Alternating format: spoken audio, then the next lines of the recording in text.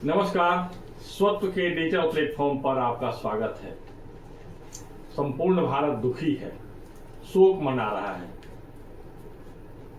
ऋषि कश्यप की धरती कश्मीर के पहलगाम में आतंकियों ने एक साथ एक नहीं दो नहीं 28 पर्यटकों को उनका धर्म पूछकर उनकी हत्या कर दी। यह मानव समाज के लिए, संपूर्ण विश्व के लिए एक शर्मनाक घटना है।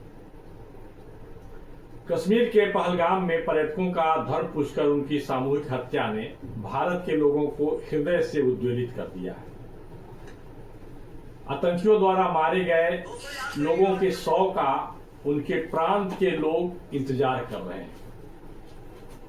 इस घटना में भारत के सभी प्रांत के लोगों की हत्या हुई है। जैसे जैसे शव कश्मीर से कन्याकुमारी और अटक से कटक तक विभिन्न स्थानों पर पहुंचेंगे, वैसे वैसे लोगों के अंदर में जो आक्रोश है वह भयंकर ज्वालामुखी बनकर सामने आएगा। यह प्रचंड आक्रोश भारत की सरकार के लिए जनादेशी होगा। विश्व की महाशक्ति अमेरिका से लेकर यूरोप और एशिया के बड़े देशों को इसका अनुमान हो गया है। इतना तो स्पष्ट हो गया है कि इसमें पाकिस्तानी सेना का हाथ है। यह जघन्यकृत पाक अधिकृत कश्मीर में बनाए गए आतंकी ठिकानों के इशारे पर हुआ है। वहीं से इनको सहयोग और निर्देश भी मिल रहे थे। पाकिस्तान के रक्षा मंत्री के बयान से स्पष्ट हो गया है कि उसने इस जघन्य कृत्य के माध्यम से कश्मीर मुद्दे को जिंदा रखने का एक प्रयास किया है। यह उसकी सबसे बड़ी भूल है। वह इसे भारत के आंतरिक विवाद बताने का प्रयास कर रहा है, लेकिन कश्मीर के लोग एकजुट होकर इस घटना का विरोध करने लगे हैं। कश्मीरियों के विरोध के कारण विश्व समुदाय में यह स्पष्ट संदेश गया है कि यह घटना पाकिस्तान प्रायोजित है। कश्मीर के लोग पूरी तरह से भारत के साथ हैं। 35 साल में पहली बार आतंकवाद के खिलाफ कश्मीर पूरी तरह बंद है और ये स्वतः स्फूर्त बंद है। यहाँ के लोग इसमें इन्वॉल्व है, शामिल हो रहे हैं। लोग सड़कों पर उतरकर प्रदर्शन कर रहे हैं। दुकानें, निजी स्कूल, कॉलेज समेत सभी संस्थान बंद हैं। गुस्साए लोग सड़कों पर भारत के झंडे थामे पहुंचे हैं।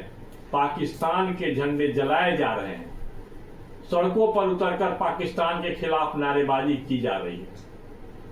यह सब दिखाई पड़ रहा है। मतलब कश्मीर के लोग फिर से उस तरह के वातावरण में लौटना नहीं चाहते जहां वो भोजन के लिए मोहताज थे, शिक्षा के लिए मोहताज थे, चिकित्सा के लिए मोहताज थे। पहलगाम में 28 टूरिस्टों को आतंकवादियों द्वारा मारे जाने के बाद इस बार पहली बार कश्मीर की जनता खुलकर आतंकवादियों के खिलाफ बोल रही है। मस्जिदों से भी ऐलान किया जा रहा है कि इनकी भर्त्सना की जा रही, पाकिस्तान की भर्त्सना की जा रही है। पहलगाम और कश्मीर के कई इलाकों में आतंकवादियों के खिलाफ प्रदर्शन किए जा रहे हैं। जम्मू के बाद कश्मीर घाटी के में सभी ऑपोजिशन पार्टी ने भी कल घाटी को बंद करने का आह्वान किया है। पहले ऐसा नहीं होता था। सब मिलकर के ऑपोजिशन की जितने जो पार्टी थे अपना मतभेद भुला करके और सड़क पर उतरे हैं। कश्मीर के लोगों का कहना है कि यह इंसानियत का कत्ल है। सचमुच में इंसानियत का कत्ल है। धर्म पूछ करके और निहत्थों पर गोली चलाना। कश्मीर के लोग इसे मेहमान नवाजी और कश्मीर की संस्कृति का कत्ल मान रहे हैं। आज जम्मू के साथ साथ कश्मीर के लोगों का भी मानना है कि शर्म के नाते वह रो रहे हैं। उनके माथे पर एक शर्म का टीका लगा है जिसका जवाब वे नहीं दे पाए। पीडीपी के प्रधान और पूर्व मुख्यमंत्री जम्मू कश्मीर के महबूबा मुफ्ती और मीरवाइज उमर फारूक ने भी पहली बार कश्मीर बंद का ऐलान किया, बल्कि उसमें शामिल हो गए। जो आवाम के द्वारा, जो वहां की जनता के द्वारा कश्मीर बंद का आह्वान किया गया था, उसमें शामिल हो गए। इस अति निंदनीय घटना पर चीन और पाकिस्तान का रुख कैसा है? चीन और पाकिस्तान का बयान लगभग एक साथ आया। 24 घंटे बाद चीन के दिल्ली स्थित राजदूत ने इतनी बड़ी आतंकी हमले पर जो बयान दिया, उससे अत्यंत ठंडा या खानापूर्ति ही कहा जा सकता है। चीन ने इसे किसी प्रकार का आतंकी कार्रवाई माना। जबकि स्पष्ट बात दिखाई पड़ रही है कि ये आतंकी कार्रवाई है और इस्लामिक जो कश्मीर को अलग करने वाला जो पाकिस्तान का एजेंडा है उसके तहत ये किया गया है। वहीं पाकिस्तान ने इस घटने की निंदा तो की, औपचारिकता है, निंदा करनी पड़ेगी, लेकिन इसे आतंकी घटना कहने से भी परहेज कर दिया। पाकिस्तान के बयान से उसकी मंशा जाहिर हो जाती है। उसने चोर की दाढ़ी में तिनका वाली कहावत चरितार्थ कर दी। उसने बिल्कुल अपने बयान में भी यह स्पष्ट नहीं किया कि इस प्रकार की घटना की वह निंदा कैसे करे। निंदा करने में भी उसे शब्द नहीं मिले। इससे स्पष्ट होता है कि वो अपने यहाँ जो पाल रहे जितने आतंकवादी संगठन हैं उससे वहाँ की सरकार आज भी भयभीत है और सेना में बैठे हुए जो आतंकवाद को संचालित करने वाले जो लोग हैं उनके भय से वहाँ के मंत्री भी कुछ बोलने की हिम्मत नहीं करते। जबकि पाक ऑक्युपाइड कश्मीर में स्थितियां बदल गई हैं। पाक ऑक्युपाइड कश्मीर में वहां के आतंकवादियों से, वहां के सेना से लोग त्रस्त हैं और एक बहुत बड़ी जनसंख्या है जो भारत के साथ जाने को तैयार है। ऐसे में भारत के समक्ष एक ही विकल्प है कि वह पाक के कब्जे वाले कश्मीर को अपने अधीन कर ले, भारत से जोड़ ले। वहां के लोग चाह रहे हैं कि वह भारत से जुड़ जाए ताकि आतंकवादियों के कारण उनके जो जीवन नरक हो चुके हैं उसमें सुधार हो। यह संभव है कि आतंकी घटनाओं को नजरअंदाज करने वाले पाकिस्तान के बाप चीन को इससे परेशानी हो, लेकिन भारत को अपनी प्रतिष्ठा और अपनी रक्षा के लिए यह कदम तो उठाना ही पड़ेगा, क्योंकि इस घटना के बाद संपूर्ण भारत में जो माहौल बनने लगा है वह मोदी सरकार को इधर उधर देखने की अनुमति नहीं देगा।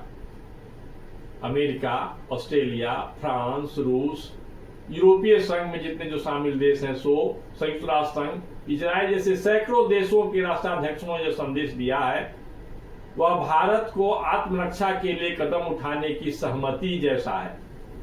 आप उनके संदेशों को पढ़ लीजिए। स्पष्ट दिखाई पड़ता है कि वो आतंकवाद की जो कार्रवाई हुई, जघन्य कृत्य हुआ है, उसके विरोध में है और भारत के साथ है।